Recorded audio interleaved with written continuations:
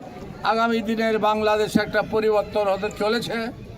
আমাদের দলে আপনারা আওয়ামী লীগ থেকে আসবেন, আপনাদের দায়িত্ব আমরা নেব। জেলখানা,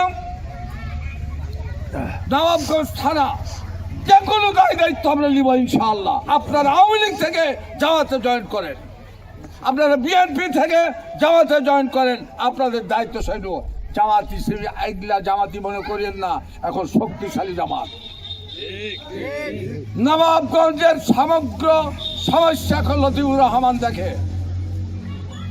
হ্যালো ওসি সাহেব, হ্যালো এসপি সাহেব, হ্যালো ডিআইজি সাহেব। লতিফুর রহমানকে করে কোনো লিডারের কাছে মানুষেরা যায় না। কি কথা ঠিক না? এই জন্য যারা আওয়ামী লীগ থেকে এসেছেন নির্দ্বিধায় এখানে থাকবেন।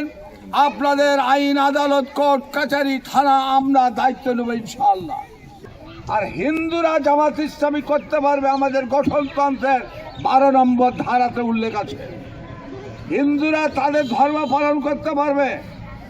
তারা যদি ইসলামের যে রাজনীতি সেটাকে যদি পছন্দ করে, ইসলামের অর্থনৈতিক ব্যবসায় পছন্দ করে, তাহলে জামাত ইসলামী লোকেরা করতে পারবে। নতুন এবং ফিরে আসা গ্রাহকদের জন্য নগদে চলছে ক্যাশব্যাক সহ প্রতিদিন হাজারো উপহার জেতার সুযোগ। হবে আসা আর ফেরা, সারপ্রাইজ সেরা। হিন্দু ভাইরা জামাত ইসলামী করতে পারবে। হিন্দু ভাইরা মুসলমান হচ্ছে না, পৃথিবীতে মুসলমান হচ্ছে না। কি কথা ঠিক না? রাসূল করিম সাল্লাল্লাহু আলাইহি সাল্লাম ইহুদি খ্রিস্টানদের নিয়ে মসজিদের ভিতর কথা বলেছেন। বিএনপির সাথে থাকবেন, বিএনপির সাথে কিয়ামতে উঠতে হবে। কি কথা ঠিক আছে না? আল্লাহ রাসূল বলছে মানা হাব্বা লিল্লাহে, কাউকে ভালোবাসতে হলে আল্লাহর জন্য ভালোবাসতে হবে। ওয়াবগাদা লিল্লাহে, কারোর সাথে দুশ্মনী করলে আল্লাহর জন্য করতে হবে। ওয়াতা লিল্লাহে, কাউকে দান করলে আল্লাহর জন্য করতে হবে। ও মানা লিল্লাহে, দান করা বন্ধ করলে আল্লাহর কাছে করতে হবে। এবং লাস্টে একটা কথাই বলি, আল্লাহর দল ছাড়া মানুষের গড়া দল করা যাবে না। আমার কথা নয়, কোরআনের কথা।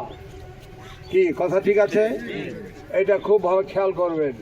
আল্লাহ বলছে খায়রা ইয়ারা সাররা ইয়ারা, তোমাদের ভালো কাজের খারাপ কাজের আমি জাররা জাররা করে হিসাব দেব।